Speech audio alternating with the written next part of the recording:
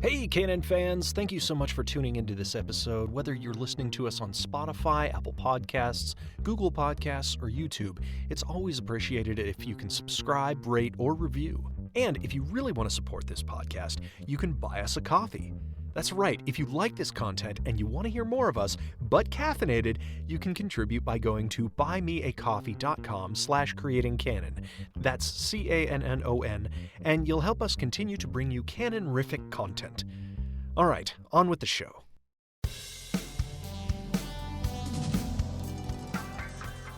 Hello and welcome to Creating Canon, with your hosts, AJ Hamilton and Ne'er-Do-Well Criminal Perpetrator.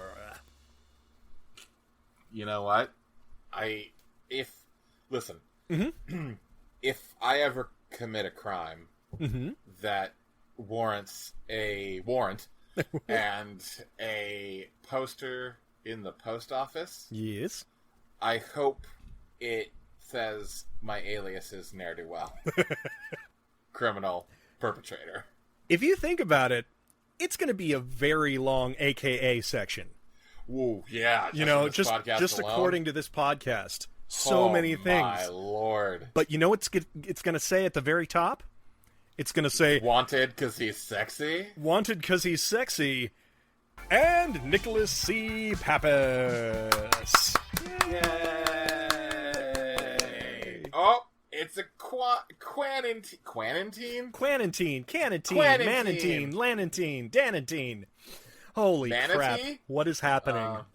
This is where we're at now. Yeah. Oh, no. I think we're week 734. That's correct. Into quarantine. Looking at week 1000 coming up. Yeah. Ooh, 1000. Yeah, so, I applauded for myself, which means we are a quarantine episode. Yep. Of Creating Canon. Neato. I mean, technically it's a shelter-in-place episode. Yeah. But, shelter in canon? Oh. Well, but you probably wouldn't want to shelter in a cannon because then you'd be probably shot out of it eventually. Well, isn't that what we hopefully want someday? Oh, that's a very good point. Yeah. We want to just get us out of there. And we're done. Nice. Everyone's safe and healthy. That would be nice. That's what I'm hoping for. Yeah, me too. And we hope you out there in Canon Land are safe and healthy and happy. And Yeah, what AJ said. That's me. Yeah. I'm AJ. Yeah. And I'm Nick. And we watched a movie this week. Yes, for our podcast named Creating Canon. I've heard of it. Yeah, I've heard of it too. It's great. Anyways, subscribe. This week, we are sticking with 21st Century Film Corporation. Last week, we watched Nightmare, which was a pre-Menachem Golan 21st Century Film Corporation. Yeah, how weird.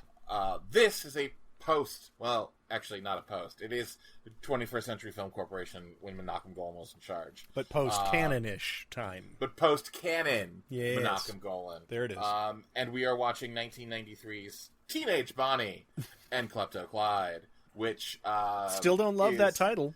That is just it's like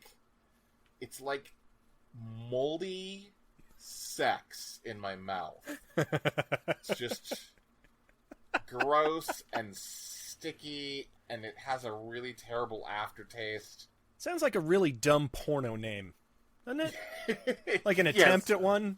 Yeah. Or like fan fiction. That's what it sounds like. Or that too. Yeah. Or it sounds like it should be like a zombie movie of some sort. Oh, yeah. I could see that. Right. You know what's interesting? It sounds in the vein of The Man Who Killed Hitler and then Sasquatch. Bigfoot. Oh, is it the Bigfoot? Yeah, you might be right. You might be right. I watched that movie literally 2 weeks ago. I watched it a week ago, and I still don't know what the title really? is. Yeah. I actually really loved it. I was watching it with a group of people, and they all expected something different, and so they made fun of it over the entire movie. So it didn't translate. I need to rewatch it. That's a real bummer because, I actually found it to be. Well, I expected something different as well, but when I got what I got, I was like, "Oh my god, this is really lovely and heartfelt and not what I expected." I heard about a fifth of the dialogue, so I'm just gonna have to go back and watch it again. You totally should. Free on Hulu right now. So hey, who knew Hulu? Hey, that's not what we're. Boy, tangents all over the place. Seriously, Nicholas. We are like a math class on Zoom. On Zoom. Teenage Bonnie and Klepto Clyde. This is a movie that happened at a time in life in 1993. Yep. Desperately crawling back to the podcast. Got it. I see. Is that was your that was my attempt. That was your transition? Yes, that's right. Yep. Okay. I like that. I liked it. We watched this, and Nicholas, do you want to tell us what it's kind of about? Yeah. All right. So here is the plot. All right. A geeky teen named Clyde stalks an abused teen named Bonnie. These two broken children can only fuck if they've committed a crime. So they set out on a crime spree to spray their seed across Utah. Yeah. Good. I mean, good one. Look, that was actually, that was really a so this is a porno. Yeah, exactly. I mean, that's a really tongue-in-cheek. I mean, it's really, honestly, like, the easiest plot would be like, did you see Bonnie and Clyde? It's that in the 90s. Yep, and aged down. Now here, I think by just a couple of years, though. It's true. Oh, that is true. It's not like Bonnie and Clyde babies. It's Bonnie and Clyde in high school. That was actually the original Muppet Babies, was Bonnie and Clyde babies. But they're like a little too violent. Violent. The shooting at the end was a little. The season finale is just a bummer for the kids watching it. Yeah, exactly. Yeah. Animal just gets blasted. Animal! And we'll get to the death scene, or will we? Is there a death scene? Who knows? Who knows? But I saw the movie. At this point, I do want to bring up the fact, because it's not really a spoiler, but in this world that we are entered into with a Teenage Bonnie and Klepto Clyde, apparently, according to a newspaper that spins around and alerts us to passage of time, Bonnie and Clyde exist in this universe. Yes. Well, I already know that because at a certain point, Clyde finds out that Bonnie's name is Bonnie, and he goes, "Awesome, we're right. We're meant to be. Meant to be. It's meant to be." And I was like, "Well, yeah, because you're the only fucking Clyde. Nobody names people Clyde anymore." But it's just an odd thing that it's not made more of a thing. There's that mention, and then there is one more mention middle of the movie. But the fact that he doesn't make more of a deal of it to her to convince her, hey, listen, we gotta be together. Yeah. This is meant to be, lady. You're like Tom, I'm like Jerry. You're like Homer, I'm like Marge. You're like Abbott, and I'm Costello. And you're like Mo, and I'm Curly, and we got like this Shemp guy going on for like half the movie. It's gonna be weird. It's a weird movie. It's starring, actually, Scott Wolf as Clyde. Who to me... Yes. This blew my fucking mind. Yeah. He looks like a young Tom Cruise.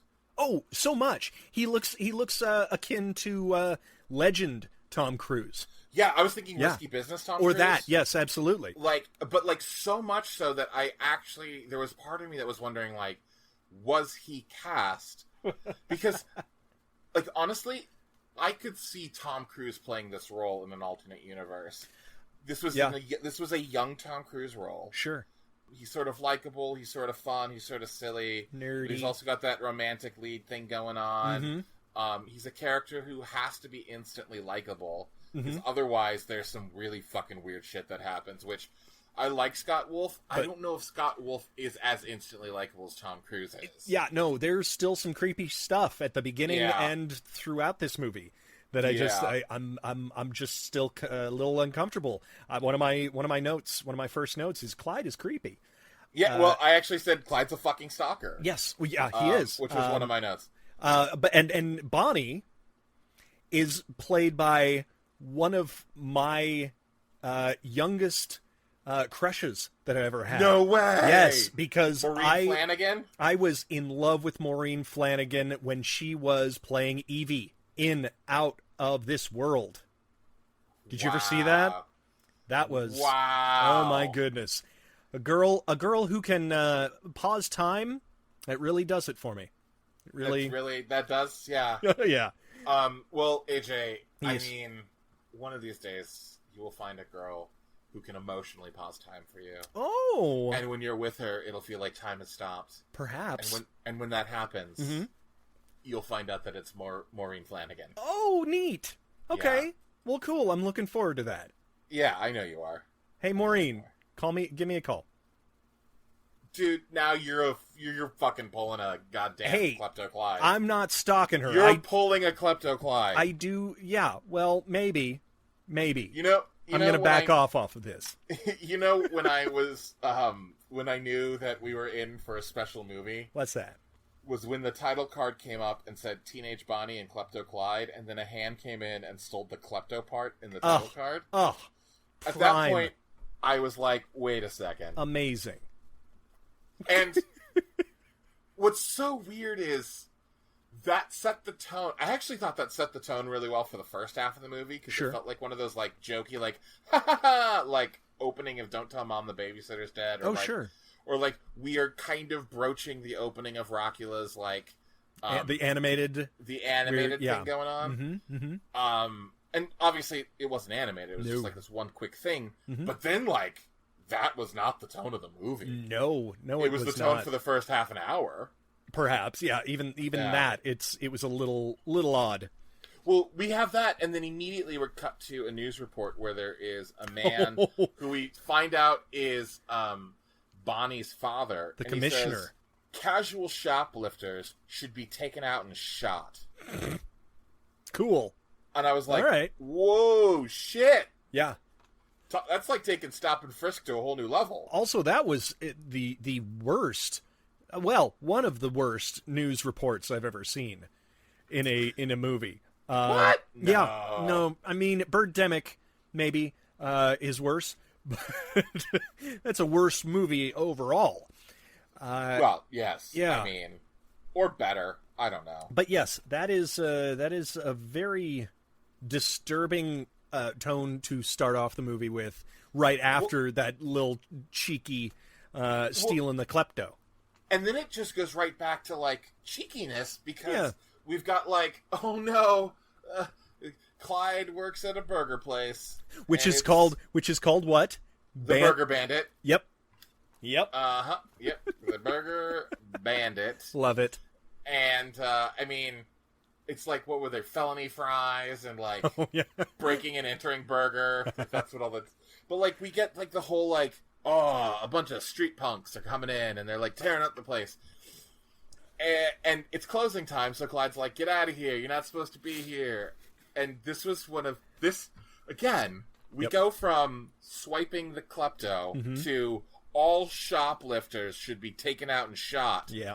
And then we cut right back to a bunch of street toughs being like, hey, let's give this guy a swirly. And then they all chant swirly in his face. And at this point, we are about 3 minutes into the movie, and I wrote down, no joke, I have notes for the writer. Oh, you think? How about the director, too? I also have notes for the director. Oh, literally, and I you could see this. I actually wrote down, I have notes for the writer and director. I do see that. Also, the attitude of the street toughs is these are street toughs straight out of Death Wish. Yeah, we've seen these guys before in canon movies. Minus the sexual assault and murder. Oh, indeed, yes. But we've seen these guys before. These are the typical 80s and 90s street toughs. Everyone in leather. One dude has a mohawk. Unreasonably anarchic and aggressive. The move of the leader. They're like, what's your name? And he says, I'm Clyde. And he's like, Clyde. Oh man, your parents hate you. Ridiculous name, you. What the fuck? Coming from a guy named Kirk. Yes, Kirk. Love that guy. That guy will come back later. Oh, I also liked the detail of the lighter that Clyde picks up that a person who had already left the restaurant, he picks up their lighter that they had left. And that was an odd thing to me to demonstrate that he was a klepto. Yeah, I actually thought that was... I suppose that's not kleptomania. No, that's just picking something up and saying, well, that person's never coming back. I mean, maybe if we saw that there was a lost and found, but still, it's not the most extreme way of, I guess it's like hinting at it. But also the lighter says on it, death before dishonor. And I didn't pause it. I should have. Yeah. Because I was trying to see what it was saying. I paused it just once, and I was like, yeah, that seems on the nose enough. I love that. This is our sort of like pseudo meet cute where Bonnie is with this group of kids, these street toughs, and she clearly feels different than the rest of them. Clyde is staring at her. Bonnie comes and asks him, do you have a light? And he's like, no. And then he's like, oh wait, that's right, I just stole a lighter. Here. He hands over the lighter. Yep. She lights her cigarette and then takes the lighter and puts it in her jacket. Mm-hmm. And at that point he looks at her and he's like, fuck yes. We're meant to fuck be. Oh, yes. Hell yeah. We both stole the same lighter in the same night. Oh. Wedding bells. At that point, two of the women who are with the street toughs get into a fight over ketchup and mustard. Yep, and just destroy. And then fall into ketchup and mustard. And then we cut to the next morning. We find out later that he quit, and you know what? I don't blame him. I would have quit too. I would have absolutely, instead of cleaning up, and this is one of those attempts to make a fairly attractive leading man awkward, because he keeps slipping on that like he's Charlie Chaplin. Like slipping in the mustard. Yeah, and the mustard mix on the ground. I absolutely would have just thrown my hat and apron and just left and never gone back to that place. Well, he also is apparently the worst cook ever, because he's got just stains all over his shirt and apron. It's just like brown crud dried onto him. And that was before he fell into all that stuff. And that was before he fell into that stuff. So it was a long time coming, that quitting. Yeah, he got to get out of there. Also, this becomes a running gag the next morning. He wakes up and he's a shirtless, contemplative Scott Wolf. And that happens multiple times in this movie. Yeah, he's without a shirt a lot. He is. And this goes back to the Tom Cruise thing. He's got that same feathered haircut. Yep. And he's got a similar body shape to Tom Cruise as well. True, like I can see that. Short, stocky, but not stocky like chubby. Stocky as in like, Yeah, he's been playing a lot of beach volleyball. Yeah, exactly. Yeah, exactly. Yeah. Yep. This was also one of my favorite moments of the movie is, Clyde gets ready, he hops on his bike, and he's going to school. Mm-hmm. But the song that's playing is not American Girl. Nope. But it is American Girl. Yeah. Oh, it absolutely is. Yeah. It is the worst version. I mean, it's a ripoff. Yeah, it's an instrumental, and it was also like a sound-alike. It was a sound-alike. It was like din din din din din din. Yeah. Yes. Yep. Yeah. Vanilla Ice being like, no. See, I added a dink. Dink. He's a dink. He's a dink. He sees Bonnie going to like the rich kids' school. That's like an all-girls school. Then he goes to his public school, well, and she sees him riding his bike next to her car, the car that she's in, that her father is taking her, and she is not having it. She's pretty adamantly not into him. Yeah, she's like, you are disgusting, Ghetto. In fact, I don't even think she recognizes him at first. I doubt it. And then when she finally does, she's like, "What the fuck? Do you want your lighter back? Like, leave me the fuck alone, you grosso." Yeah. He is in for it, and he is not. He even goes to the extreme of stealing a van so he can offer her a ride home. Well, before that, yes, because it's important to note that her boyfriend Kirk, yes, has a van. So like, he goes to school and then goes back to her school, and he's like, "Hey, you want to go out sometime?" Kirk shows up in his Jeep, his topless Jeep. She hops in the Jeep and goes away, and he's like, "Oh, all I need is a car, and then I can fuck her. That'll do.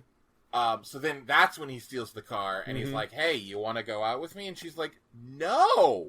It isn't just Get the a car, hint. weirdo. So they drive off, they being Kirk and Bonnie. They go to a record store. Yep. Clyde follows them, goes into the record store. She starts stealing shit, gets caught. Kirk is like, I'm out of here, bye-bye. Bye. Like a And good then- boyfriend. Like a good boyfriend, State Farm is there. And then Clyde comes forward, and he pulls this thing of like, hey, no, it's cool. Like, that's my sister, she's a kleptomaniac, I'll take care of her. Here, here's the money for it. Yeah. Sorry, buddy. And then he gets outside, and he's stolen more stuff for her. Oh, yeah. And he's like, I want to show you something. Come back to my house. Oh. They go back to his house, and it's just like a bunch of stuff that he's stolen Yeah. in his room. And she's like, it's like a museum. It looks like half of the stuff is from Walter White and half of the stuff is from Spencer's Gifts. Yes. Yeah. It's so weird. And he has this whole thing where he's like, no, we are like each other because we both steal. We're the same. We're ready to go beyond the edge. I want to go all the way with you. You're incredible. Oh, you're the best. Yada da da da. On and on and on and on. She's finally like, okay, we both steal. That's true. The stuff that you've said is fucking bananas. But I'll go with it. Yeah. Let's do it. And he's like, if that's what you want from me, Oh my god. go somewhere else. Yeah, the fact that she's just so impressed with the random stolen shit Yeah. is nuts to me. And the fact that he goes all in on this speech and then she's like, I guess I'll make out with you. And he's like, no, that's not what I want. I want you to be in it forever. I want a ride or die girl. And he's very unclear what he actually wants. Exactly, And then, yeah. And then they just go out and they steal a car, and then they just start stealing shit from all over. I will say I really did like... Now, this is a question. Do you think the Warren Beatty, Faye Dunaway movie exists in this universe? Oh, that's a great question. Because I think it does, or there's a nod to it, because the first stuff that he steals for her is a beret, sunglasses, and a scarf. And it's exactly what Faye Dunaway wears in a couple of the scenes. I'm guessing that yes, because she sees them and laughs like, oh my god, that's so cute and So funny. clever. I actually, you know what? I hate to say this. Yeah. I actually thought the montage was really fun. That was charming, stuff. actually. I didn't mind that. Yeah. Although there was one part that really killed me is because, like, they just keep stealing stuff for each other. Like, she steals an outfit for him, he steals an outfit for her. Yep. And they just keep upping the stakes back and forth. But one part that really cracked me up is he steals a suitcase, and inside the suitcase is, like, a dress and heels. Mm-hmm. And then he pulls out, like, fucking A chemise. lingerie. Yeah. Like lingerie, and hands it to her. Yeah. And she's like, go away, weirdo. And what blew my mind about that moment, I was like, wait a second. Don't kiss me. Here's lingerie. Because that's basically what happened in that moment. Yeah, it's like, what do you want from each other? I know that Yeah. that young love is complicated, but somebody get on the same page. Yeah. They then, and I actually really like this scene too. What happens is they then put on those high-end outfits that they have stolen for each other, and they go to a very, very, very expensive restaurant that does not know how to serve lobster properly. No, it does not. Or they don't know how to eat it properly. No, listen. Lobster is not served like crab legs, where it's completely in the shell. They de-shell the lobster. That's true. You. That's very true. They set the tail on top of, like, the meat of the lobster on top of the tail. Like, that's how it works. Listen, they were slammed that night. It was a full house. They didn't have time to do all of that prep. They were cracking that shit open like it was some fucking crawdads. Just throwing food in each other's mouths. And this is like, you know, the kind of restaurant where the crowd is on its way to an opera. Yeah. Where, like, everyone else is like, ooh, look at this. Oh, my. Oh, my. How dare they? They get to the end of the meal. Yep. And she's like, I'm going to sneak out the back. I'll meet you there. And he was like, I'll pull the car around. We walked into the front door together. We're walking out of that front door together. And she's like, we have no money. Do you remember what he did? I do. And I actually thought that this was either too clever by half or it was perfect because he I says... wrote the same thing down. Clyde says, I brought my friend Gregor Samsa, and he has a matchbook with a live cockroach in it. And Gregor Samsa, for everyone wondering, was the lead character in The Metamorphoses by Kafka, and he was the guy who turned into a cockroach. And I thought that was like, oh, he's a smart kid. I thought so too. Yeah, I mean, he's actually in a class at the beginning of the school where they are. It's funny, they're talking about crime and punishment. Yeah, and they're talking about the Superman, the man who should not be held down because of the rules and the crimes that regular men commit. And it was, I mean, obviously that's pretty standard for movies where if they're going to use a classroom setting, they're absolutely going to reference something that will, that will thematically encapsulate the movie. I thought that was, both of those moments were pretty clever. I like those too. I actually, and again, I think I actually wrote down, this is a highbrow Kafka reference in this movie. What the fuck is happening? Because I really liked that moment. Yeah. It showed a lot about who he was. Yeah. Clever but kid. Also, smart kid. I also thought, like, so not only is the Kafka reference clever, yeah, I also thought, because it elevated him past simple guy who shoves things down his pants. Yes. It made him the kind of criminal that can actually think through something prior to the act. Well, and it brought him to a point where he is thinking existentially. He's a guy who wants something more than just the monetary value of something. He wants the experience. He wants the rush. Yeah. And that actually makes sense in what starts happening now is because they get outside to the car, they start making out, and they are fucking hot and heavy for each other. Because the rush for both of them makes them hornier than hell. Mm-hmm. I actually really love this moment because they start getting ready to fuck in the car, and he's like, hold on. No, not yet. Nope. They drive to a liquor store. He runs out, and she's like, what were you doing? And he went in there to steal condoms. Which I was like, what? That is responsible.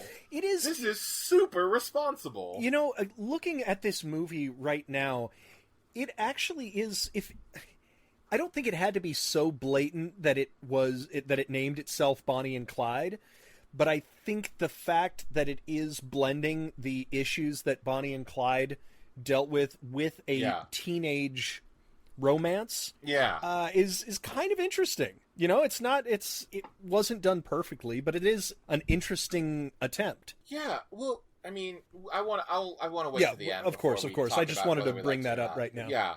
At this point, they go home. It's the next morning, and the mayor of the city happened to be at the restaurant where Gregor Samsa was deployed. Yes, deployed. And the mayor tells the commissioner, "I saw your daughter." The commissioner, at that point, basically beats the shit out of her. Yeah, goddamn. That was awful. To which she is like, "Fuck this." Mm-hmm. She ditches class. She goes straight in. I actually thought this was really fun. Badass. A fun moment. Yeah, yep. She ditches her school, goes to Clyde's school, walks into his classroom, and is like, let's get the fuck out of here. You want to go all the way? Let's go all the way. Fuck yeah. And then they're off. They go back to her house, where we find out that her dad has an extensive gun collection, which includes a fucking Tommy gun. They steal the entire gun collection, and they hit the fucking road. Holy crap, man! I laughed out loud when I was like, "You're making a Bonnie and Clyde movie now." Yeah, when they got the Tommy gun, that was a part where I definitely rolled my eyes a bit. I was like, "Oh, come on!" And then this movie fucking escalates because they yesterday were just like, taking some random things. Yeah, dine and dash. Yeah, and then they go to a fucking check cashing place, and they go in with guns ablazing. Oh yeah. And I wrote this point wrote down like, wow, this escalated pretty quickly. And they seemed just fine holding up that place, stealing all the money. Yeah, and this again bothers me why they didn't. I guess it doesn't necessarily have to be said, but I think it would have been interesting if they had talked about the effect of media. I guess this wasn't necessarily in the social conscience at this time necessarily, but the fact that they didn't comment on what motivated them to start doing this stuff. I mean, I know that people who steal things don't necessarily need a motivation other than needing or wanting money, but I think it would have been interesting if they had said, if they had sort of wanted to emulate Bonnie and Clyde back in the day, or something to that effect, because you're right, it does come out of almost nowhere that they are just gonna be, knocking over places for money now. That's what their whole life is now. It's interesting that you said media, because at first I was like, I don't know why you're bringing up media, because media has nothing to do with the rest of the story. Right. But when you got to the point about like them saying we should emulate Bonnie and Clyde, and that's why we should go rob things, seeing how Bonnie and Clyde actually exist in this universe, I actually think that would have been really great. Yeah. That would have been, because the exact note I have is there's no real motivation. Like, all the motivation lacks in this moment. So now I was starting to question, like, are they just sociopaths? Yeah. And even if, like, I mean, the answer is yes. I mean, yeah, that's true. But at a certain point, but it's hard for me. I think it's hard for anyone to connect with a sociopathic character. It is. It very much is. It just doesn't work. No, because we stop caring. Well, because at that time it becomes a Dadaist play, and it's almost Natural Born Killers-esque, where we're just like, oh, I guess we're here for the fucking ride. Jesus Christ. But I feel like with Natural Born Killers, there was at least some sort of like I felt like there was internal logic, and I understood what was happening beforehand. Yes, I suppose so. Like if we look at say like Dark Knight Rises, or sorry, The Dark Knight. If we look at The Dark Knight, Heath Ledger's Joker can't be the lead of that movie because he's just fucking bonkers. That's why Batman is the lead of that movie.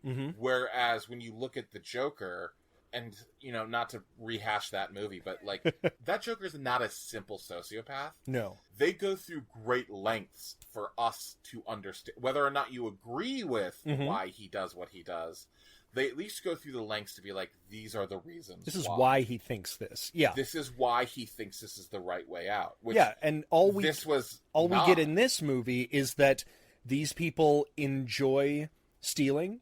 These people get off on doing dangerous or perhaps destructive things, and that's I mean, I guess we all got our kinks, so we shouldn't kink shame, but that ain't simply shaming. That. No, I know. What if your kink is kink shaming? Oh, that is complicated. Yeah, yikes! I think I stole that from a meme. Oh, no, that's all right. Yeah, that's all that life is right now. It's memes. Is memes. Oh, hey, my. Let's do a TikTok dance. You couldn't see it, but we just did it. Okay. You are one pistol-packing sex outlaw. Which is an actual line from this movie. Yes, indeed. Because after they rob the check-cashing place, they go back to a motel, and they're like, we need to fuck now.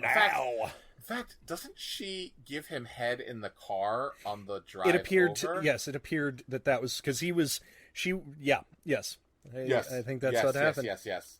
Yeah. They are so turned on by the criminal behavior, which I actually, again, like, I'm totally down with that. If you make that clear that is the reason why that they are doing the things they are doing. Well, and that is unfolded later on in the movie, where it seems that... But it's too late in the movie. Oh, it absolutely is, yeah. For, like, I had already figured that out. Yeah. By the point that they figured it out. And also, too, it then still lacks the motivation. Like, I still wanted to see the motivation of, like, oh, the reason we're going to do these crazy things and escalate is so we can bone. Which I would believe that two 17-year-olds or two 18-year-olds or whatever would do that. I get you. Yeah. And you're right. At that point, when it is what we've already discovered, we've already figured it out ourselves, it almost seems like a waste of time at that point in the movie. It's like, okay, fine, he can't get it up because He's not. They haven't been murdering people. For God's sake. At this hotel, they're doing it. Oh, I forgot about this shit. This was the weirdest thing because what ends up happening is, Kirk, her ex-boyfriend, well, or whatever, still her boyfriend, whatever, shows up at and it's only been 24 hours, since she last saw Kirk. That's really important to note. Yep. Because at first I was like, why is she so mad? Then I was like, oh wait, that's right. It's only been 24 hours. And they never actually broke up. Mm-hmm. I mean, she is still sleeping with someone else, but anyways. Well, and he left her at that shop. Yes, that's got to be a little bit of a break. Kirk shows up with two girls. Yep, and he's having sex with the two girls in the weirdest way. I gotta say, at one point there is one of the girls and Kirk underneath a blanket, and it looks like the Tasmanian devil is underneath there. Not that they're having sex. I was just gonna say it's the PG-13. It's so weird because it's like PG-13 sex with Kirk, where it's like they get under the blankets and they're like, rah, rah, rah, rah, rah, rah, rah. Yeah. Except there are boobs present in the scene. I mean, and we've also just seen Bonnie and Clyde have.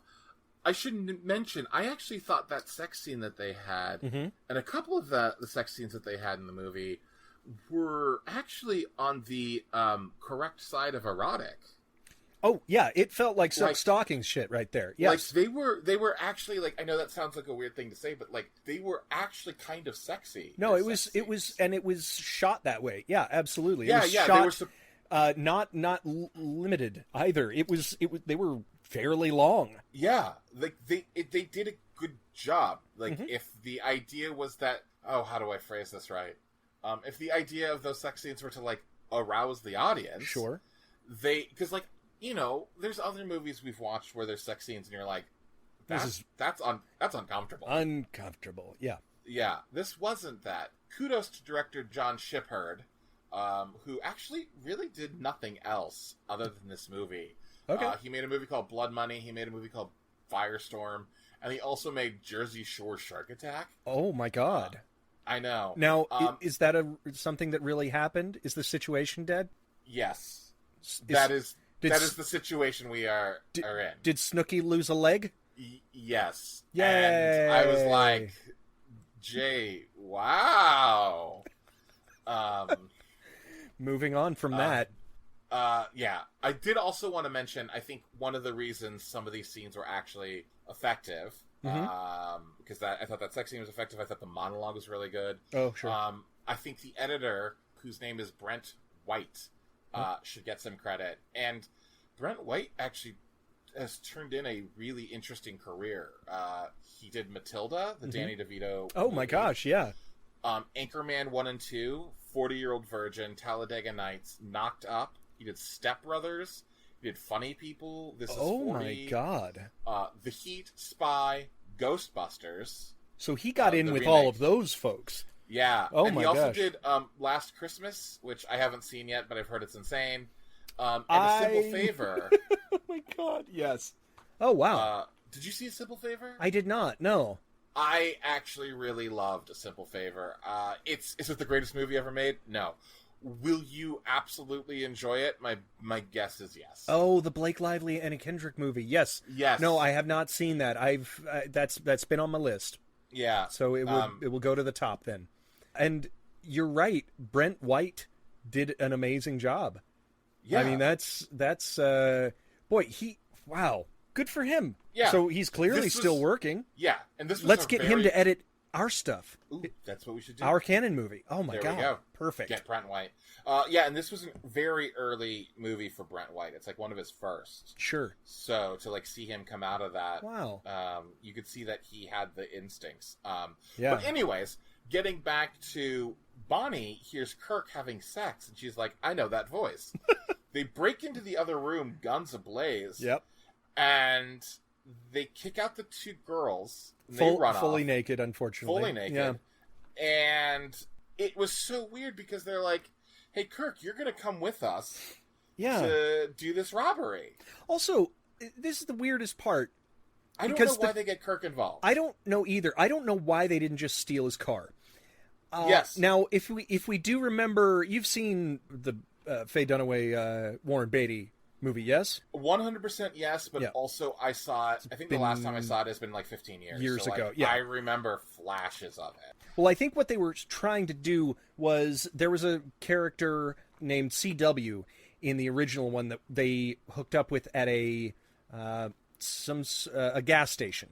I believe he was a gas station attendant, and they actually had a larger than I had thought from previous time. Like Gene Hackman is a part of the gang. Yeah, he's the brother, and then his wife comes along as well. Yeah, I think that's it's right. Larger than just Bonnie and Clyde, if you think that. So I think that they were trying to allude to that, maybe, but it just the way the execution of this made no logical sense in the storytelling.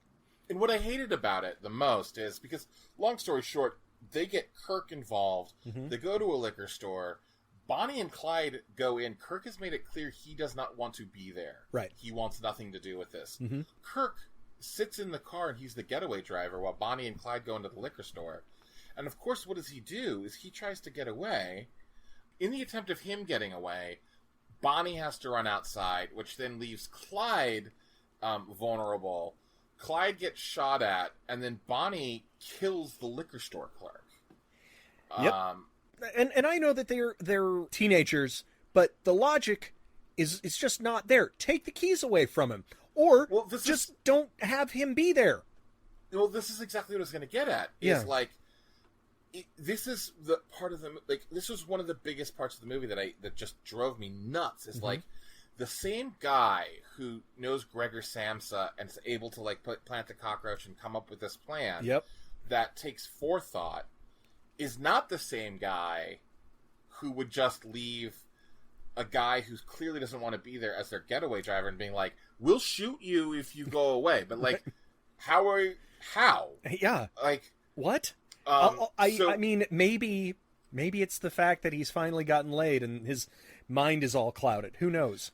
Because that is true. We do find out that he was a virgin until he had sex with Bonnie. What? Clyde was a virgin until he had sex with Bonnie. Also, not to worry, these teenagers are actually 20 and 25, respectively. Well, I mean, the actors, the characters, there's some question of how old they actually are. Yep. Well, we dealt with that in Rescue Me a while ago. Yes, with that awkwardness in the shower. Yeah, that's right. Oh God, that's right. But yeah, and this bears repeating. Bonnie at this point murders a man. Yeah, right there. They went from on a Monday stealing a bunch of stuff. Mm-hmm. On Tuesday they do their first robbery, and on Wednesday Bonnie has murdered a human being. And they go back to the motel with the money. The cops show up at the crime scene, and at this point, Bonnie's father thinks that she's out running some crazy stuff. Yeah. That she might be part of this duo of people robbing things. He finds a pillowcase on the floor of the liquor store. Her father picks it up, and I don't know if you caught this. He smells it. Oh, yeah. And then looks at it and is like, "Are you fucking serious?" Which made me think that he smelled his own daughter on the pillowcase, which there is something kind of gross about I that. don't know what that means. Yeah, no, that was a really weird sequence because he has a very complicated relationship with her. We mentioned that he gets physical with her. Her dad beats her. And also, her mother is dead. Did she kill herself? Oh yeah, there's a whole. That's what it was, right? Yeah, that's right. There's a whole conversation where Bonnie says, "My dad had such control over my mom that she killed herself." That's right. Yes, that's what I thought. Her only thing that she could have control over was living or dying. Yeah, and she also God said, damn. And this I thought was actually one of those things where I wish they highlighted it just a little bit more because her mom said basically, "Promise me you'll never marry a cop." Yeah. Which then she becomes interested in someone who almost the exact opposite. The exact opposite of a cop. Yeah. Which I thought could have led into that whole, like, why they're robbing places and that, like, taking away from that sociopath aspect. I thought that could have been an interesting thing. And I also think that they short sheet the entire end of this movie. We'll get to it, but I believe that the fact that this was needed to be an hour and a half is to horrible detriment of this movie, because I think you're right, because I think that they could have put more story into this. I do think that they could have expanded on a lot of the different themes in this, and I honestly think that some of this might legitimately be on the editing room floor. Well, my hunch is that they spent too much time on the first half an hour. Oh, agreed. Yeah. But that's because the first half an hour is fun and light. I mean, honestly, Bonnie kills a man at like the 43-minute mark or so. Yeah. And the movie is fucking dark after that. Like, yeah. And then the time dark and long. It feels very long. Oh, interesting. It doesn't. I did not feel like it was long. Well, I mean, Interesting. Yeah. I just felt like it dragged when it got dark. I thought you know what? Let's put a pin in this and come back to it, because I think what I'm worried about is we might give away too much before we actually get there. Go for it. But I will say that the comedy that they try to do once it turns dark, it falls really flat. It does. And it is no longer funny. Nope. But they're back at the hotel after killing a man, and they get into an argument. Bonnie and Clyde get into an argument about what's going on and killing a person, and is it Kirk's fault? And Kirk and Clyde are at each other's throats, and Bonnie's like, hold on, I want to fuck Clyde because we just committed a robbery. Also, I gotta say that Kirk seems so ignorant to the fact that they both still have guns on them, because he is so ballsy towards Clyde. Kirk is just like, hey, fuck you, dude. There is a gun sitting on the nightstand right next to Kirk. Yep. And you're right, Clyde has the gun on him, but it's not like in his hand. It's just like if Kirk grabbed that gun, he would have the drop on both of them. He definitely would, but he is just a dumb character, man. Yeah, because they send him to go get pizza. What did they send him to get pizza. And I was like, so he's gonna run, right? It doesn't make any sense that he would not run, because he's really he could legitimately, unless we don't know something about Kirk, maybe Kirk is on the lam for something else, and that's what they have over them. But they never mention that, and he is probably complicit in the murder after the fact. And I bet you he could say, "Well, they were holding me at gunpoint. I didn't do anything. I didn't have any part of." It's true. I mean, that's I know. No, it legitimately is. Yeah. Well, it's interesting because, and we are kind of skipping forward. There is a moment where later in the movie where Bonnie's father goes, "Oh, this kid, Clyde, kidnapped my daughter." Sure. It's like a Patty Hearst thing. She wants nothing to do with it, but she's there because of that. Which the thing that is actually fascinating is, you're absolutely right, Kirk really is Patty Hearst in this situation. Yes, exactly. Kirk was a kidnapped person who then is forced into crime. Yeah. Long story short, all the cops show up at the motel. Kirk gets shut down in a fucking blaze of glory. Yep, he done. And then that shootout is insanity because it is so dumb. It's really, really dumb. Clyde breaks the window and uses the Tommy gun. Holy crap, man. Bonnie comes out, runs to the car while there's 9 cops shooting. Yeah, she's shooting at them with a little pistol. Yeah, and I mean, she is run, cover me, but that was nuts. But anyways, they get in the car and get away. I don't think Clyde actually hits anybody with the Tommy gun. Bonnie shoots one cop, but Kirk is just torn to pieces. Yeah, gunfire. Yeah, exactly, because he goes out there with a shotgun for some reason. I don't remember exactly why he decided, hey, you ain't gonna take me, coppers, even though, I mean, again, it's a lot of people not thinking clearly, seemingly. Yeah. Or just bad writing. Yeah. Which the screenplay was by Shep Hurd. Shepherd. I don't know, by the director. It's spelled Shephird. That is the difficulty that we're having. Yeah. And also Steve Jankowski. Steve Jankowski wrote I Saw Mommy Kissing Santa Claus. Oh. And a movie called Blood Money that John Shepherd, whatever, directed. But he also, Steve Jankowski wrote Demolition High and Demolition University, which are a couple of films that I believe University ? Stars Robert Forster. Oh, if I neat. remember back correctly. Oh, awesome. Yeah. Very cool. I just think that this movie wants to get to the Bonnie and Clyde stuff and sort of forgoes the logic of the world that it's been put in. Yeah. Yeah, I mean, you're not wrong. Yay, go me. I don't know how to say that any other way. Less surprised would help? Would just feel better? Nope. You said something smart. I'm not used to it.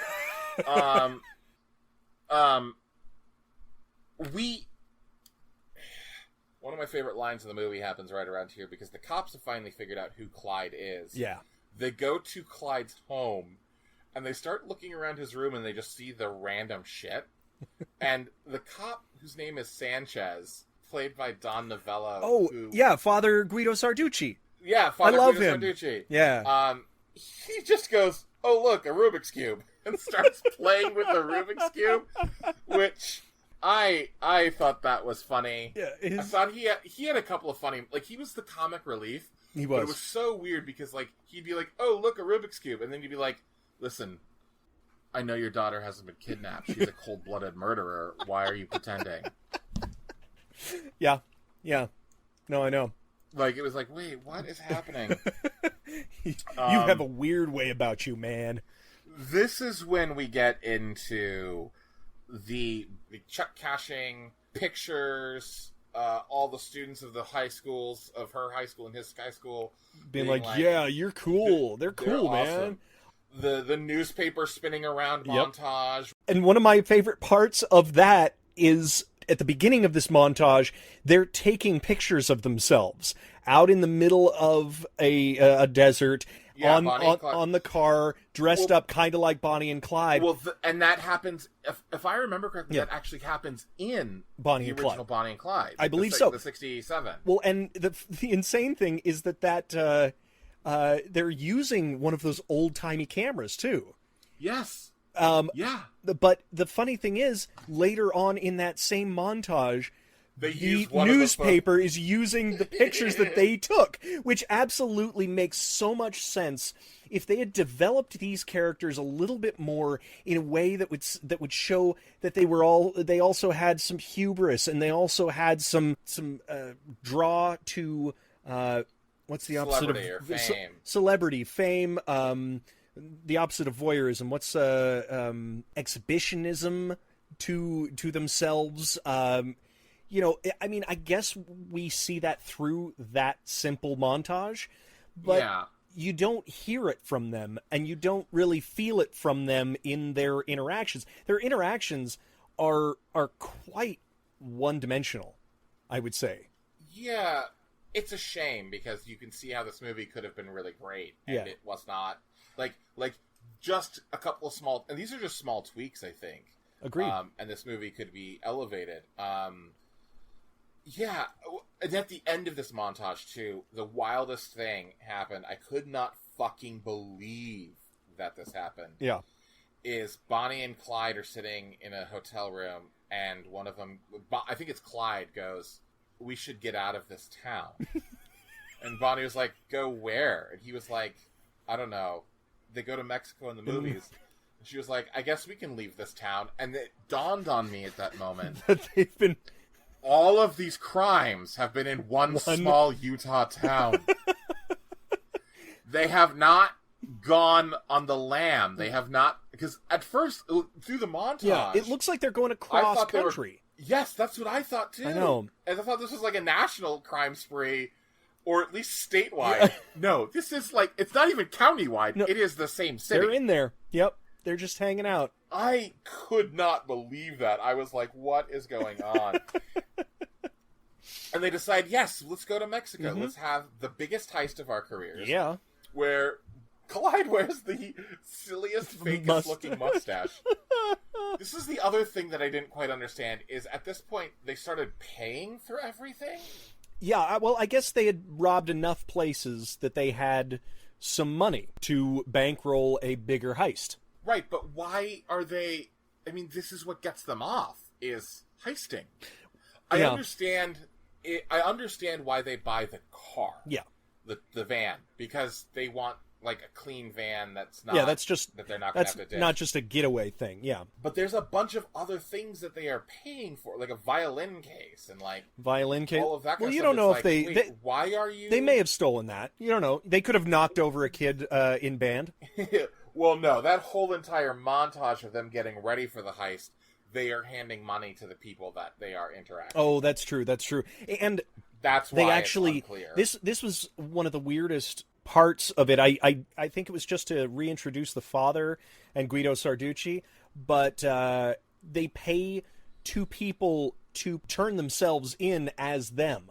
Bonnie and Clyde pay a couple of young kids who look sort of like slightly them. Yeah, a blonde girl and a brunette guy, and they are sitting in an interrogation room saying that they are Bonnie and Clyde. Yeah, and I assume they had to pay them to do that. To one of the craziest lines that actually hurt my brain. Yeah. Because the dad sees the non-Bonnie and Clyde couple in the interrogation room, and there's a patrolman who goes, they said they're Bonnie and Clyde. And the dad goes, yeah, and I'm Homer Simpson. I loved that. Which... Oh, I do though want us to consider the fact that this movie was timing made in 90. This movie is 27 years old. Now I understand that The Simpsons has been running 30 years. Was a huge success at the time, wasn't it? Oh, totally. I mean, this is 4 years into the Simpsons run. My bigger point is this is like watching a movie. Like this would be like if we were sitting down in the 90s. And a movie made a reference to Perry Mason, like a 70s movie, made a reference to Perry Mason. And Perry Mason was still on the air as we were watching the movie. Oh, that is true. That is weird. I get you. It's like... That is crazy. It's actually a weird time. Because, this movie feels like it's so old. It does, yeah. Yet there's a reference in the movie... To something you that can tune into. On the air. Yeah, now I get it. Yeah, that's the part where my head was like, wait, I mean, hold on. That really only says something about how prolific The Simpsons is. My goodness, and it has nothing to do with our age. Not at all. Don't say that. Not at all. Nope. I wasn't alive when it started. Yes, I was. Yes, I was alive when it started. So their whole plan is to rob a bank. Spoiler alert. Oh, by the way, sorry, really quickly. Yeah. This is where the characters realize that their sex lives are tied to the adrenaline of being criminals. Like an hour and 10 minutes in. Yeah.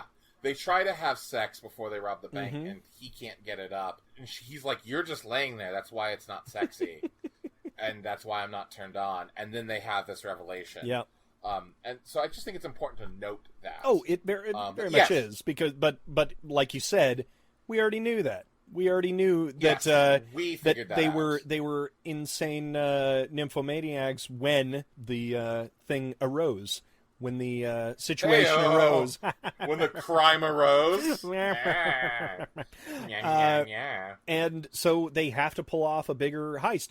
Now, I worry that they would have gone on to bigger and bigger heists, because what else could they do? You know, I mean, this is a full-on bank heist.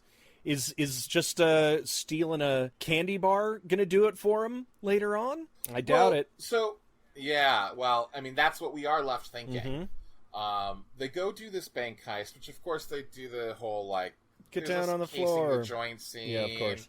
Then there's a get down on the floor scene, and they make everyone wear a paper bag over their head, and everyone's got the bags over their head. They have the money. I thought the ending of the heist was kind of clever, if not a little bit unbelievable. It's funny that you say that, because what I wrote is, so what they do is, at the end of the heist, Bonnie and Clyde are like, what do we do with the hostages? I don't know, maybe we should kill them. I don't know, maybe we should. And then Clyde pulls one of those mini tape recorders out of his pocket, presses play, and sets it on the counter. Remember, everyone's got a paper bag over their head and their hands are on the floor. And Bonnie and Clyde have taped an argument on this tape that's like, do we kill him or do we strip him so they can't run after us? Do we strip him and kill him? We should push him into the vault. No. Why do you want him naked? Which, again, I actually wrote down, I like the tape recording at the bank heist in principle, but not in practice. It would absolutely not sound the same at all. Like these, it's 1993. They would not, everyone, yes, it's not going to sound. This would not have tricked anybody. But I actually did, though. Yeah. I thought, it's funny that you had that same reaction, because I was like, this is good. The interesting thing is, it is far enough away from all the other hostages that maybe it would be muffled enough that they might think that... I don't think it would. I don't think there would be the hissing. No. Popping, there would be a volume change. Of course. There's no way that they talk, like that tape recorder is as loud as... Not at all. But anyways, they get in their getaway car, they drive away, they pick up their van that they've purchased, and then they drive the van right back to the bank, park it across the street, so they could watch the cops and fuck. Oh yeah, that they do. Which at this point I was like, these cops are horrible, because the first thing I would check is the big conspicuous van across the street. I would at least walk past it. Hey, no, to be like, but what's that? They did have curtains in the window. So, that's a good solution. But I do think that it's a sort of smart tactic to go to the place where they wouldn't think that the bad guy would still be.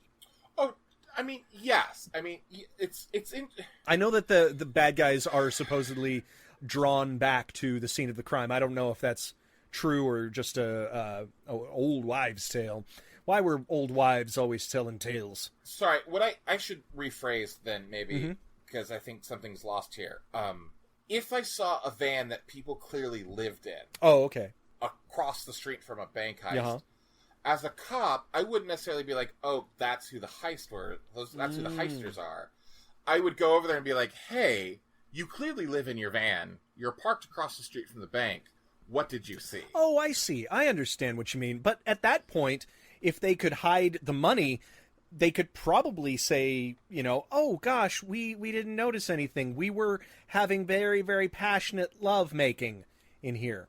But at this point, every cop knows who Bonnie and Clyde is. Oh shit, you're right. They've been on the cover of every article. They've been on the cover of every newspaper. You're forgetting their very convincing mustache and wig. That is...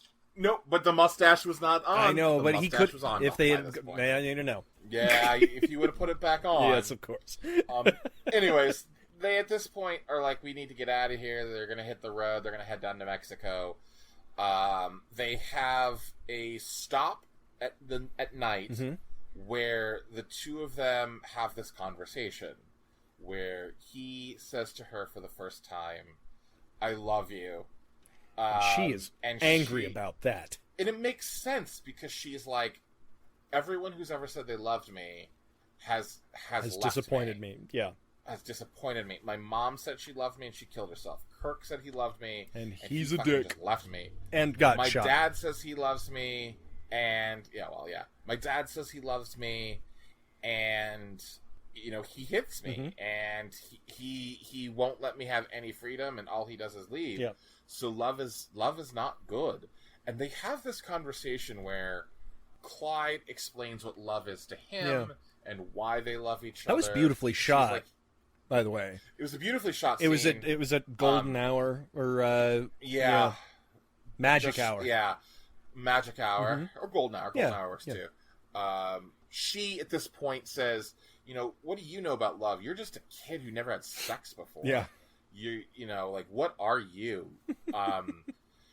And honestly, through this conversation, she finally is like, I love you. Yeah. You've shown me what love is. So this is, I might blow your mind with this one here, AJ. This moment, her reaction to "I love you," because he says "I love you," and her reaction is to like turn frosty and pull away. From that moment on, this movie to me was fantastic. Really?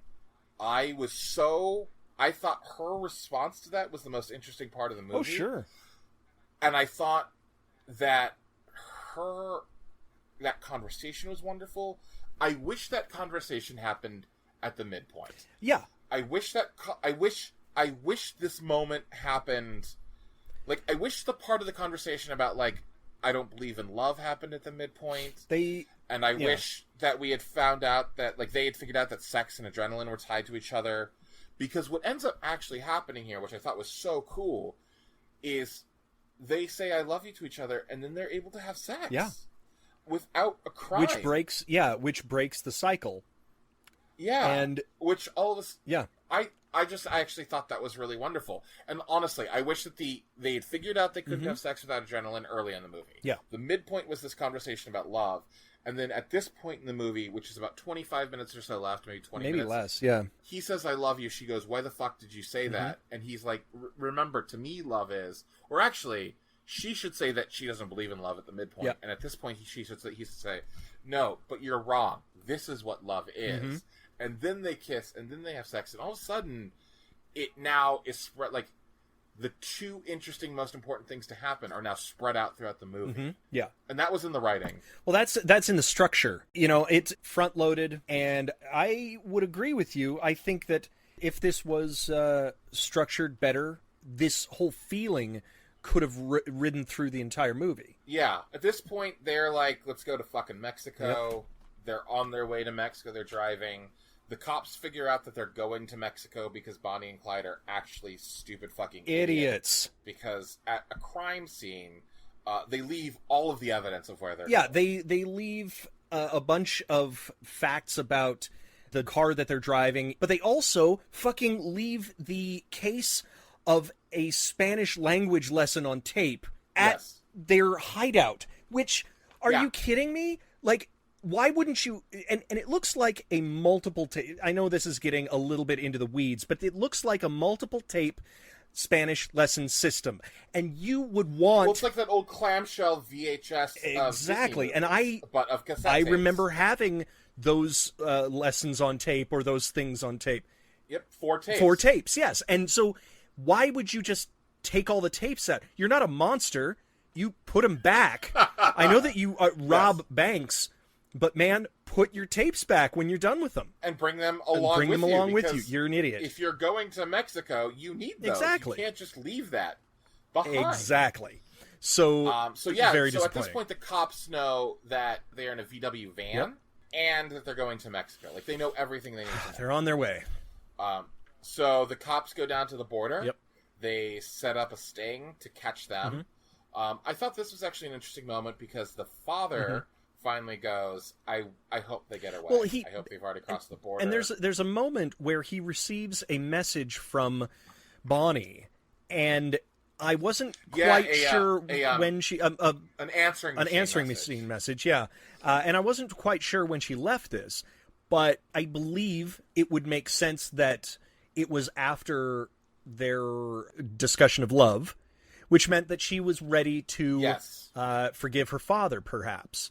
And it was actually a sweet message, and you can see... Well, Clyde actually, in that discussion of love, says, your father loves you in his own way. Exactly. And explains how her father loves him. Sorry, I didn't mean to interrupt. No, you're absolutely right to call back to that, because it would have been great to see them stop off somewhere and her go to a payphone or something like that. I would have preferred to see her leave the message, and then the father find it, and then he presses play and he hears, "Hey, Dad." Yeah, or cut to the next how about scene. this? Wouldn't this be neat? Is if she's leaving it and he hesitates picking up the phone, and he listens to it, and she doesn't think that he got it, but he's listening to it live. Yes. I think that would have been an amazing scene that, guess what? I bet you they cut out for time. But I honestly, yeah. I thought that was really cool because you saw on his face, and he was more of a complicated character than we give him credit for, perhaps. Because at the end, he does all not. All of his complications come in the last 20 minutes. Yeah, exactly. And he wants to sort of see her go because he's like, you know what?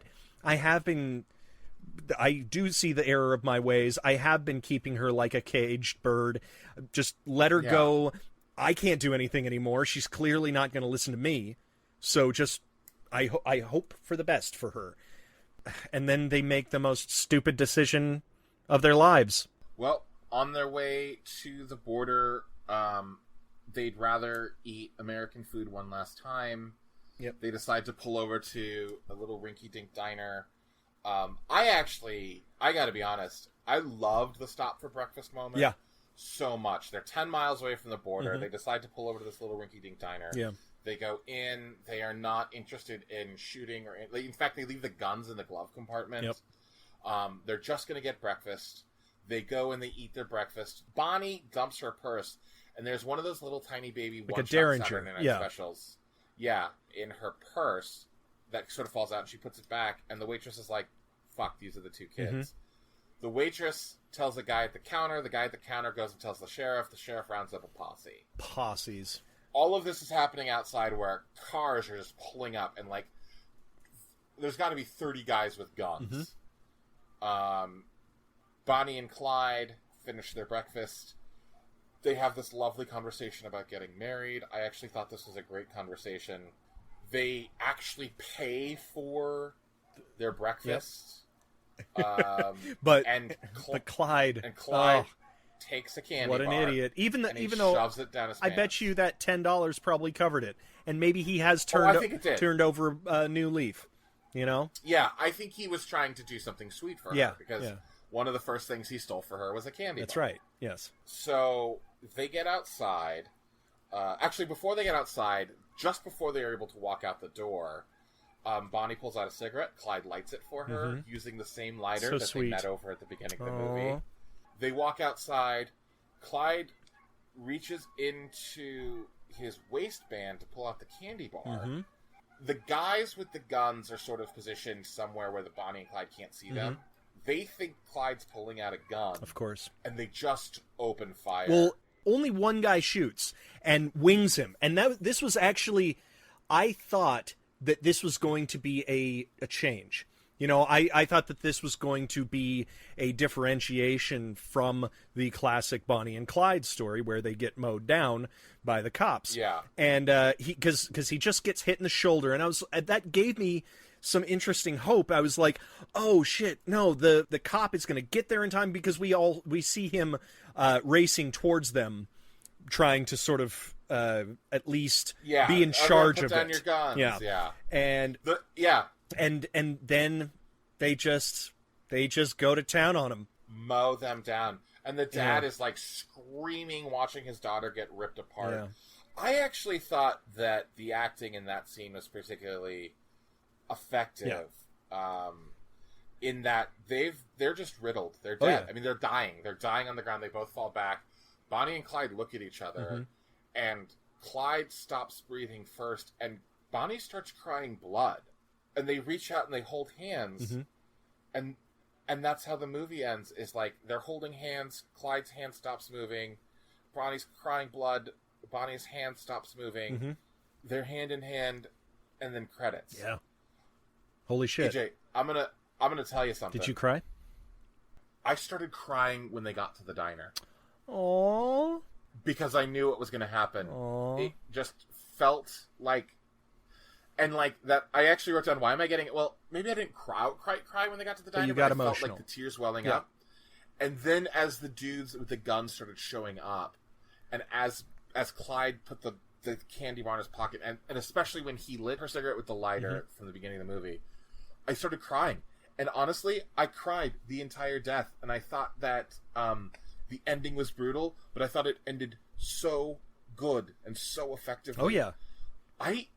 I have to say that, like, at a certain point, this movie went from, like, really stupid rescue me teen comedy to something really elevated And I think that if they could have just made the whole movie that elevated thing, this movie would have been, like, lights out. People would be talking about it today. Not just two idiots on a podcast. No, this is very true. I think it definitely suffers from a bad title, but I think but I think you and I, in our infinite wisdom, have sort of solved a lot of the problems that this had. I think we essentially could have been the saviors of this movie. I think so. Were we in existence back in the day? Yeah. You know, if we existed. If our genius, if the genius that we have cultivated had not been developed. Exactly. I'm just saying. You know, I was a little young. I was in a onesie still. You're still in a onesie. I can see. It's true. What are you talking about? Hey, you know, it's that's your quarantwonesie. Quarantwonesie. Oh Jesus. No,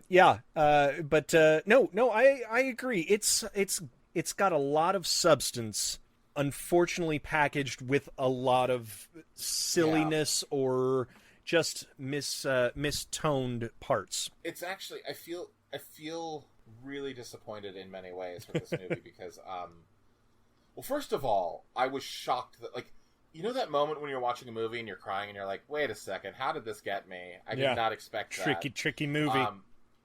And the first half an hour of the movie, I really didn't expect that I would be crying in an hour. Right, yeah. And did you cry at all? Did you feel emotional? I felt emotional. I didn't cry. But I had my tear ducts soldered closed. But yes, it was an accident, but it's no, I don't know why that made me laugh so hard.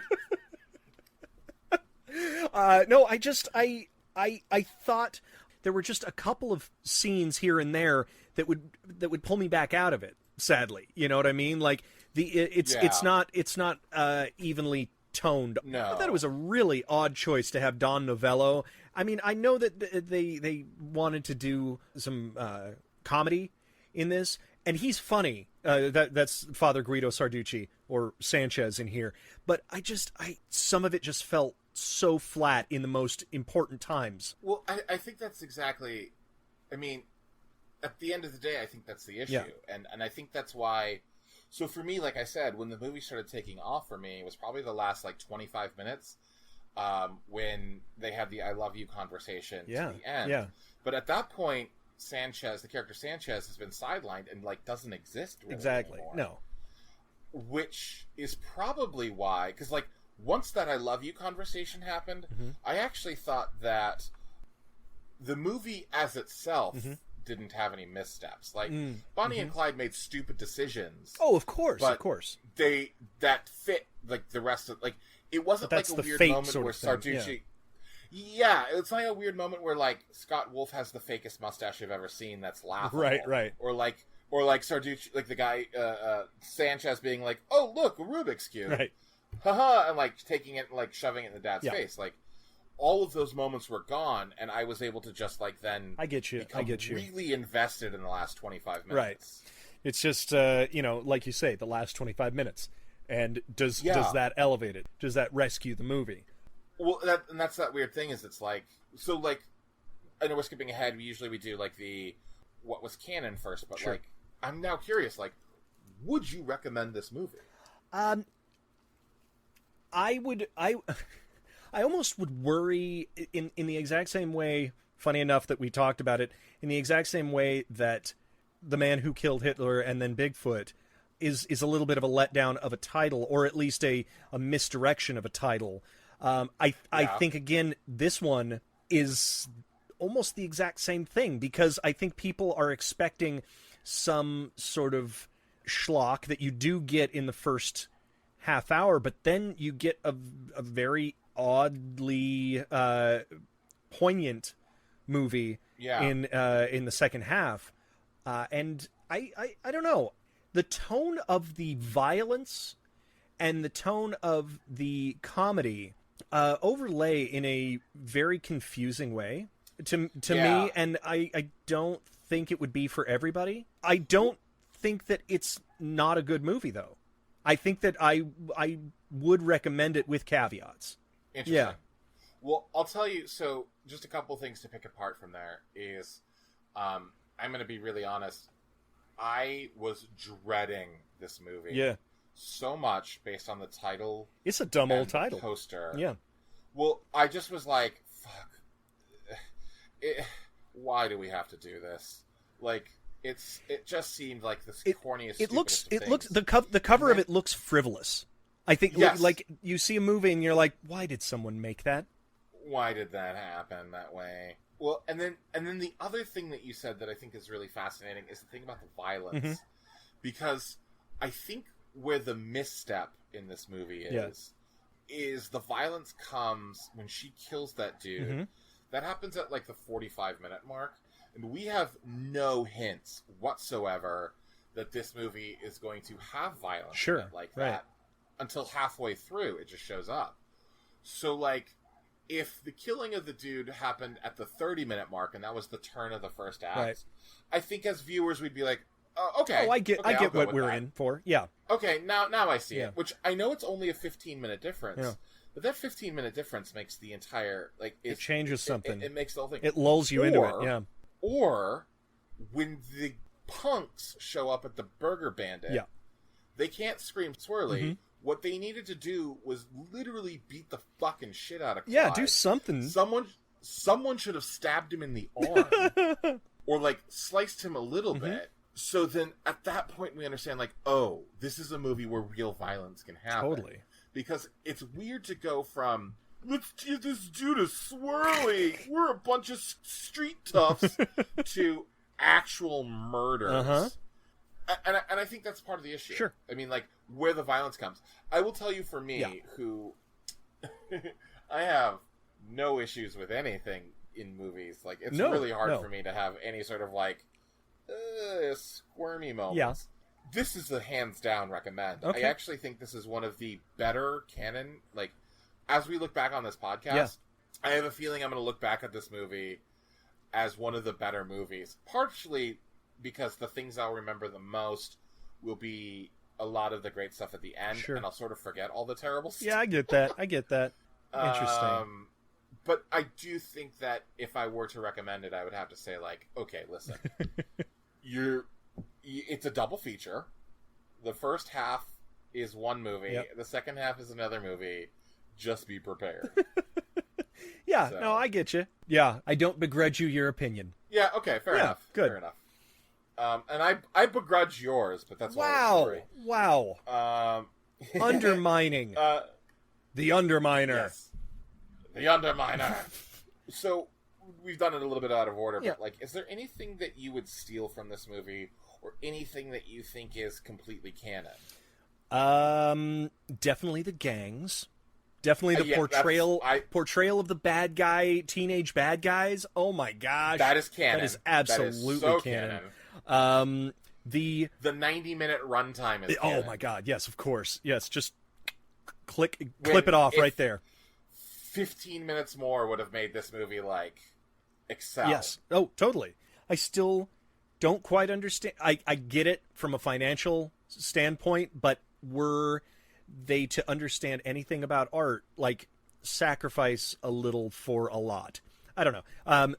Regardless of that, I think that reusing music, we did not even talk about it, but there is a song in here called Booty Booty, and it is reused multiple times. And holy shit, Johnny and Molly are getting together in that song, and they talk about booty a bunch. And I just, every single time that came on, I laughed like hell. But that's what they would do. To save money, they would absolutely, like, I don't know if it was to have a callback or something, but just hang on to that music like a booty. Yep, hang on like a booty. Oh, man, I'm out of here for that. Yep, please do. Go ahead. Anything else? I think that's it for me. Yeah, so those are the things that are canon to me. Yeah. And I agree with you. I'm glad you brought up that song choice, because that song, particularly because I feel like that song was pretty annoying. Oh, horribly. As well. Yeah, exactly. It wasn't like I wish they'd just done like the rip off of the American Girl riff, which is also canon in a way, like ripping off something from something New else. Year's Evil does it. Calling it your A own. bunch. Yes. Yeah. And so does American Cyborg Steel Warrior. Oh, sure. Yeah, you're right. Yeah. Yeah, I mean, that was the Terminator, too. Yeah, right? Nailed it. So things that I would steal, that I actually really liked, I actually liked that highbrow Kafka reference. Right. Because I actually think not only the reference, but what he does makes him a smarter criminal and a smarter character. Yes. And I wish they would have pushed that further, but I did like that. I think it humanized him. Even though he, because we didn't understand the other motivations of the other crimes, but that kind of made sense. That was just, this kid's a survivor. Totally. Well, and not only that, from that point forward, I when they would do certain things, I was like, oh yeah, well, he's clever enough to figure out that trick. Yeah. And it's not and to be clear, putting a cockroach in your food is not what I would call an amazingly clever trick. No. But it is smarter than shooting your way out of there or just being like, run! Yeah, exactly. Which is what I was expecting. So I will say one thing, and I'll let you get back to your. I'm going to let you finish, but I do. Okay, Kanye. I do think it's interesting that this takes place during the 90s, obviously, and it is.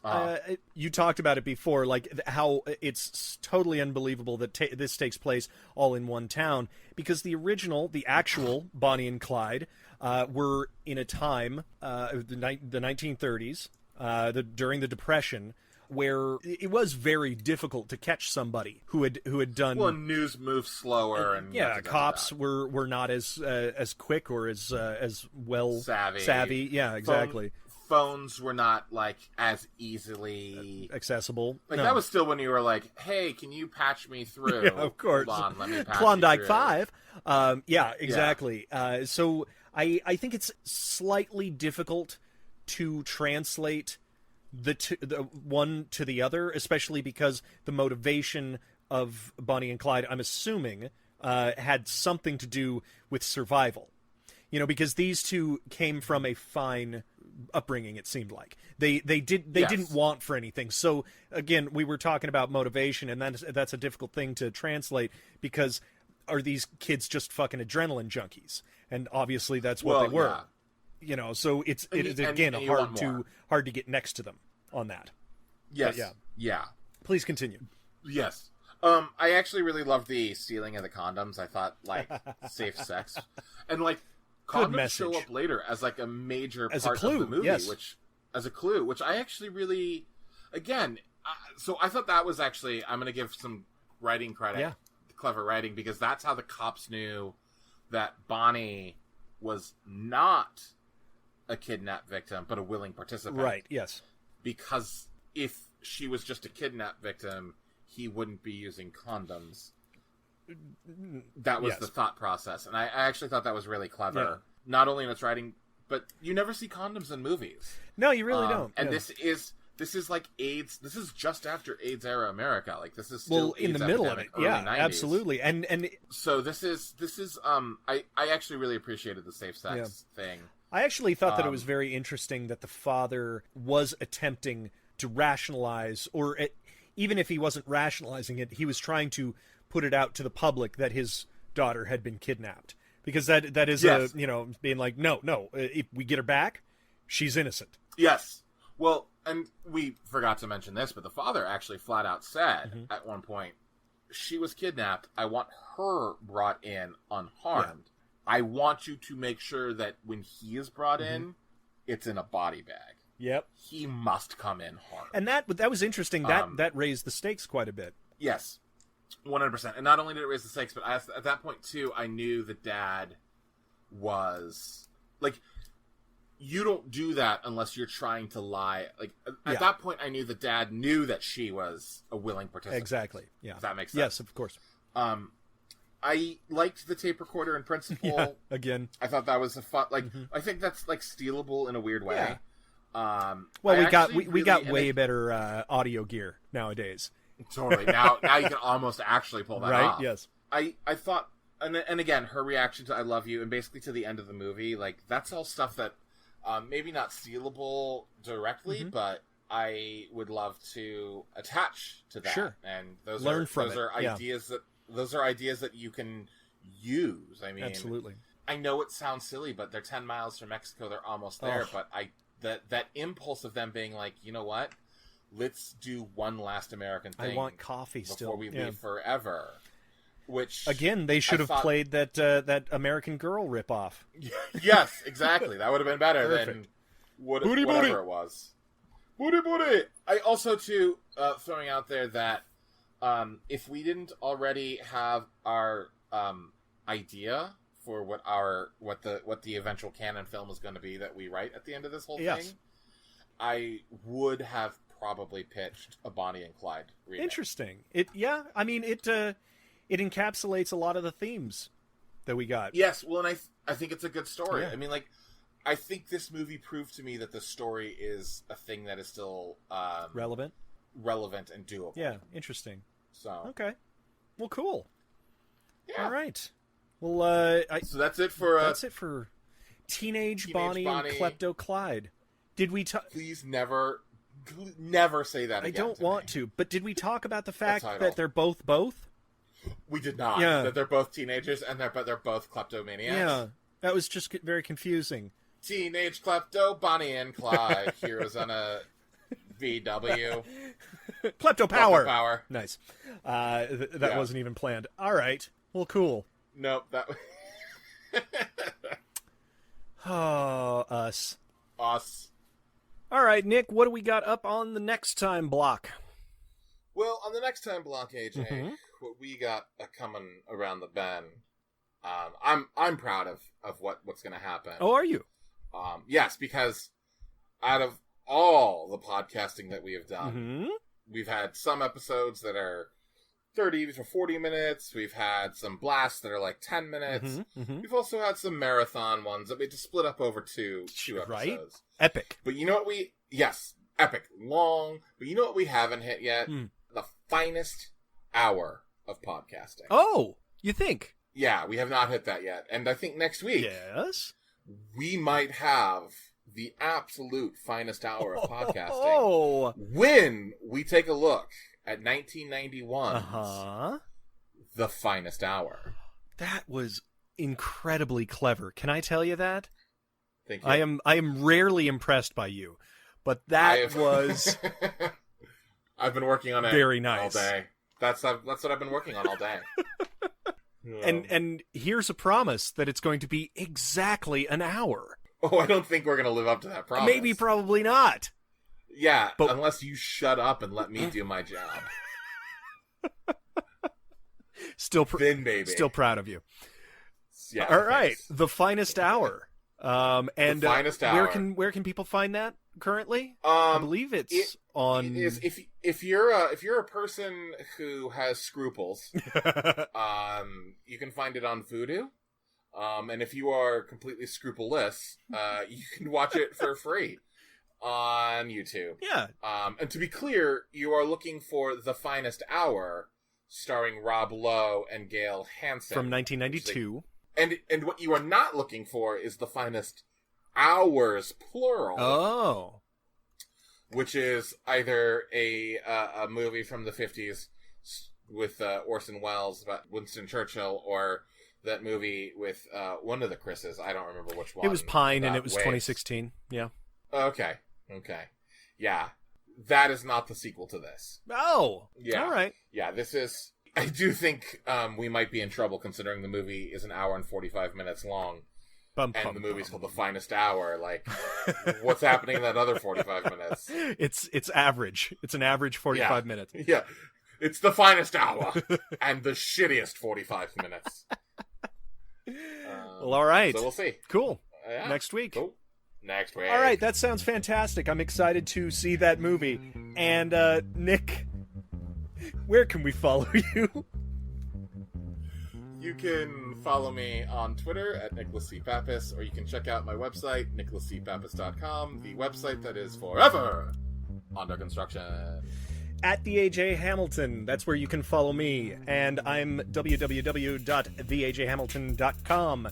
You can follow us at Creating Canon. That's CANNON.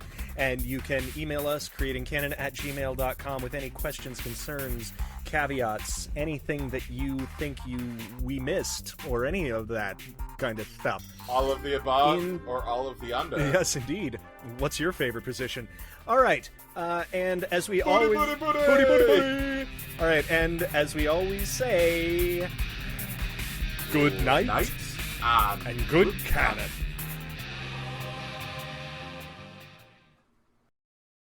As we always say... Teenage Bonnie and Klepto Clyde. And that's the last time we'll ever say it. Yes, goddammit. Yes. I don't have a toaster. I'm sorry. What? All right, next time. What do you think? I think next time we should do a movie called Yaboho. Booty booty. My kink is kink shaming. My kink is kink encouraging. Booty booty booty ho! By the Monte Carlos, by the way.